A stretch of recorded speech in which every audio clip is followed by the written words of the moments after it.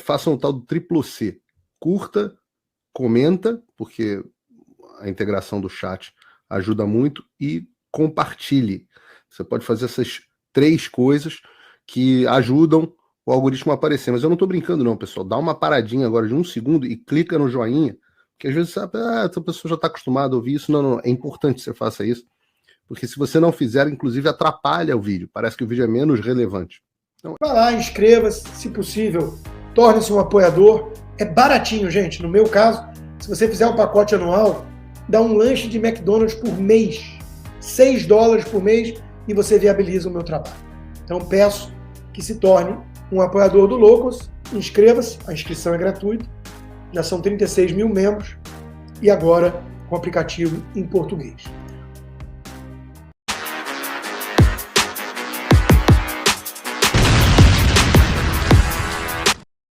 Do vapor. Vamos lá, então, para o tema principal. Temos a imagem que resume bem o que está acontecendo no Brasil. Comando no poder. No caso, é um comando vermelho. E não é? São os petistas, comunistas, no poder, junto com o comando vermelho, literalmente. Dama do tráfico quer sensibilizar Lula por mazelas na prisão. Claro, né? Onde já se viu fazer ali a famosa inspeção para quem não só é a esposa de um traficante, como ela mesma condenada por associação ao tráfico, lavagem de dinheiro e por aí vai.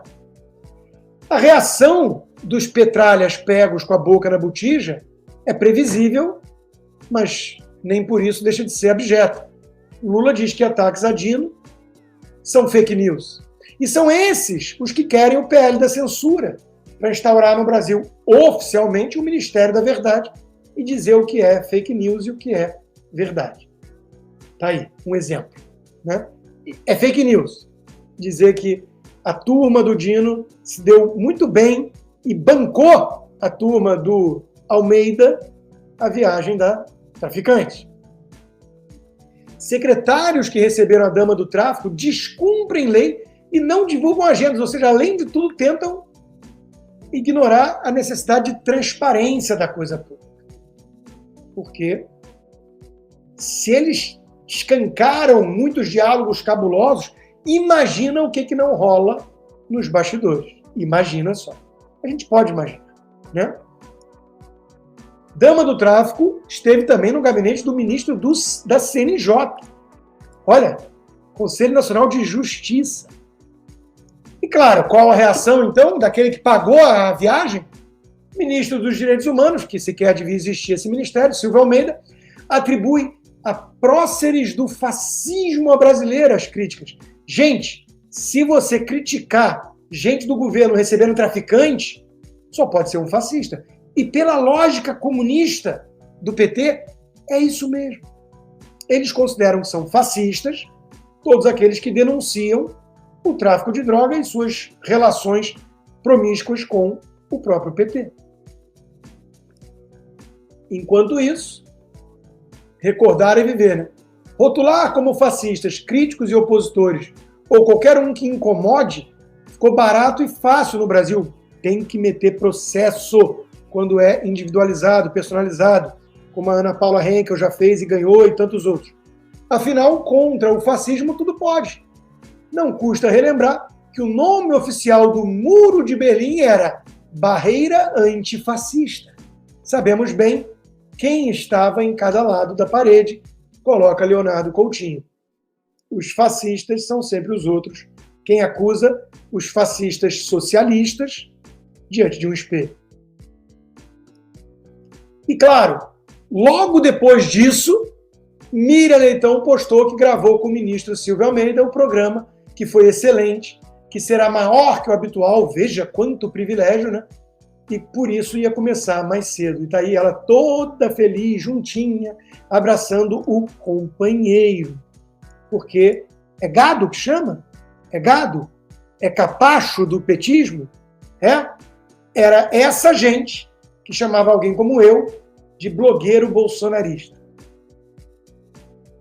Mas não existe petista grátis. Muito menos veículo de comunicação. Globo recebe mais de 60% de toda a verba publicitária do governo Lula. Tem que pagar, minha gente. E o Leandro Demore, ex-editor executivo do Intercept, aquele da Vaza Jato, quase 40 pau por mês para trabalhar na EBC. Ele ficou incomodado com a divulgação, não querem transparência, né? E ainda disse que não é o salário líquido, porque ele tem muitas despesas pessoais. Puxa, imagina, né? Quem não, né? Aliás, por falar nele, olha a postagem dele. Ninguém procurou os posts nas redes sociais de mais de 1.000 pessoas que o Brasil resgatou de Israel. Eu não sabia que o Brasil precisava resgatar ninguém de Israel. Qualquer um pode pegar um avião e entrar. Israel é um país livre, sai quando quiser de Israel para o Brasil. Agora, na faixa de Gaza, o Hamas não deixa. Aí tem que ter o corredor humanitário, pressão da ONU, do Egito. Aí o cara que foi resgatado de Gaza foram atrás. É porque é preconceito, né, Petralha? Não é porque o cara defendia explodir ônibus até pouco tempo atrás. Se fosse judeu. Essa é a situação, né? A imagem que eles tentam pintar é de que a direita está pisando de forma agressiva e injusta no ministro Dino. A verdade é que ele mesmo está conseguindo se boicotar, porque até para os padrões petralhas, ele é muito ousado na incompetência. O Estadão fala que o crime organizado está se infiltrando na política, mas é como lembra o Luiz. Se infiltrar pressupõe algo escondido, subreptício. A presença do crime organizado na política é escancarada e ela está nos altos escalões deste desgoverno. O ministro Flávio Dino da Segurança Pública devia ser o inimigo número 1, portanto, do tráfico de drogas. É um cara que consegue frequentar uma favela controlada pelo tráfico de drogas sem escolta policial, gente. Isso é infiltração mascarada, sigilosa, ou está na luz do dia e a imprensa finge não ver o que está acontecendo? Bom, não toda a imprensa, né? J.R. Guzzo, mestre do jornalismo raiz, diz: dama do tráfico do Ministério, no Ministério da Justiça, governo construindo um país pró-crime. Qual é a dificuldade de constatar o óbvio, né? O que fica de indiscutível nessa história toda é o miserável fracasso do Ministério da Justiça no combate ao crime organizado. Por quê? Porque não tem nenhum interesse em combater o crime organizado para valer. Quer tirar armas dos CACs, do produtor rural, do cidadão de bem. Não a arma do traficante. O deputado Marcel Van Hatten também foi na mesma linha. Criminosos à vontade nas sedes do poder em Brasília. Diz ele, Lula e o PT não somente deixam criminosos à vontade para circular nas ruas, como também financiam suas visitas aos prédios governamentais. E a outra lá na Globo News passando pano dizendo que ela não era uma condenada, sendo que ela é. E o colega Merval Pereira teve que colocar os pingos nos is na Globo News. De tão escancarado que está a militância pró-Lula. Marcel Van Hatten lembra, condenada em segunda instância a 10 anos de prisão, recorre em liberdade. Por quê? Porque o STF deu uma mãozinha ao ter que liberar o currículo do Lula para trazê-lo de volta à cena do crime e, com isso, soltar vários marginais. É o STF que está por trás disso. O deputado Nicolas Ferreira, na Gazeta do Povo, também na mesma linha. Passagens diárias, reuniões. Esquerda recebe integrante de facção e você paga a conta. É o escárnio e o deboche em grau máximo. Situações vexatórias como essa deixaram de ser incomuns.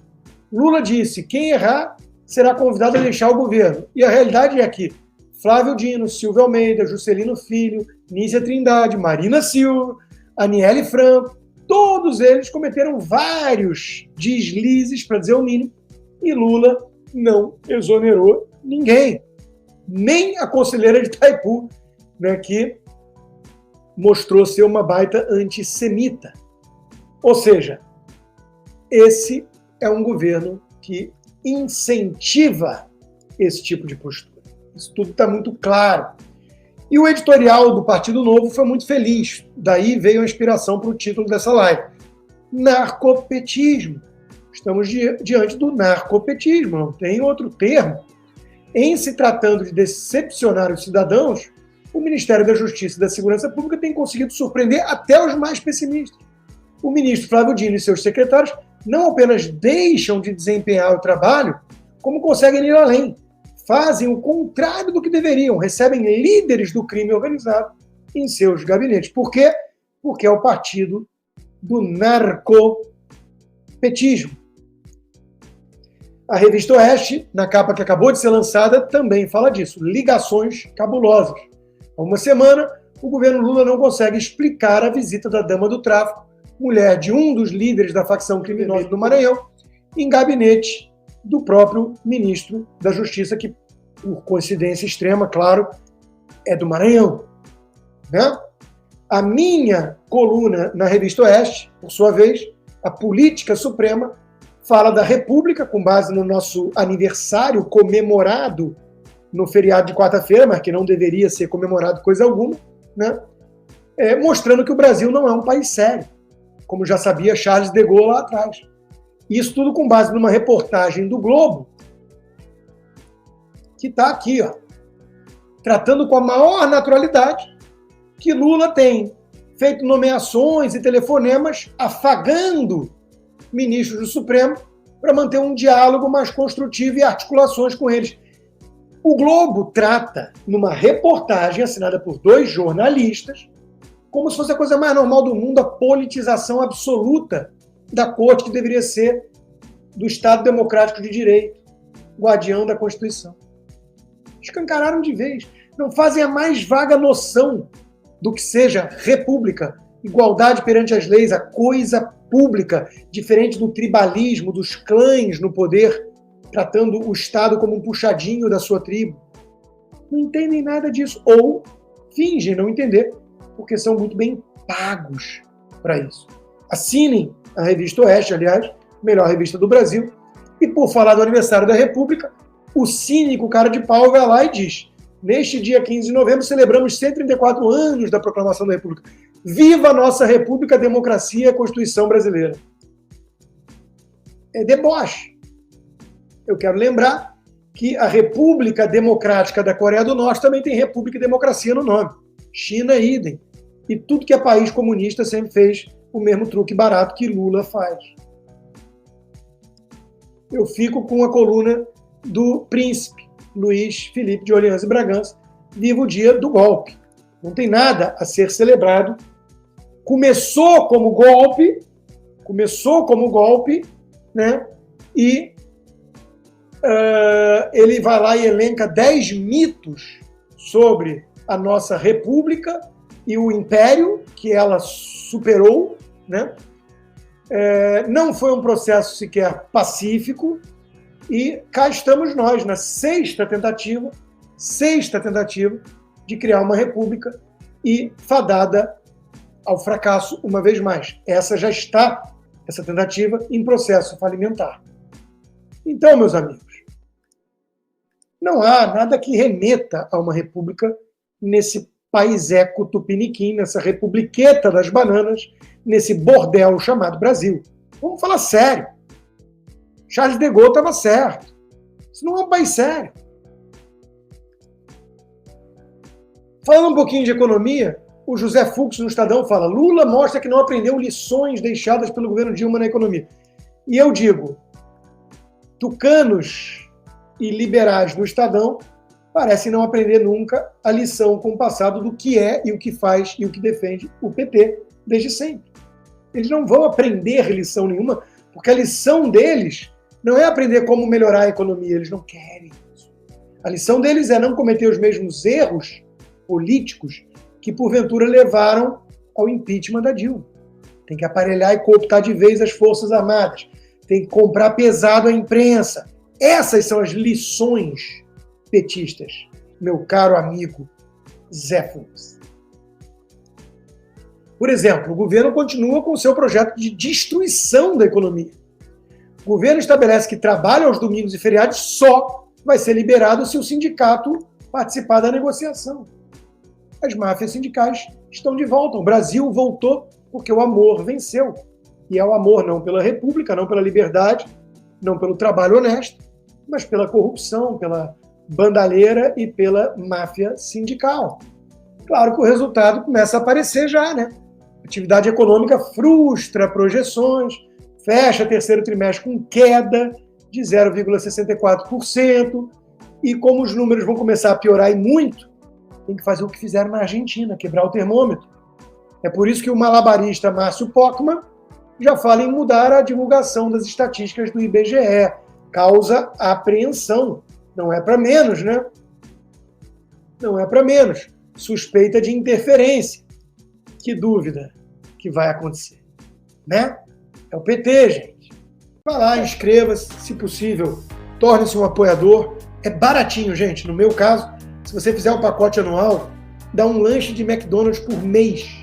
$6 por mês e você viabiliza o meu trabalho. Então peço que se torne um apoiador do Loucos. Inscreva-se, a inscrição é gratuita. Já são 36 mil membros e agora com o aplicativo em português. Faça um tal do triplo C. Curta, comenta, porque a integração do chat ajuda muito, e compartilhe. Você pode fazer essas 3 coisas que ajudam o algoritmo a aparecer. Mas eu não estou brincando não, pessoal. Dá uma paradinha agora de 1 segundo e clica no joinha, porque às vezes essa pessoa já está acostumada a ouvir isso. Não, é importante que você faça isso, porque se você não fizer, inclusive atrapalha o vídeo. Parece que o vídeo é menos relevante.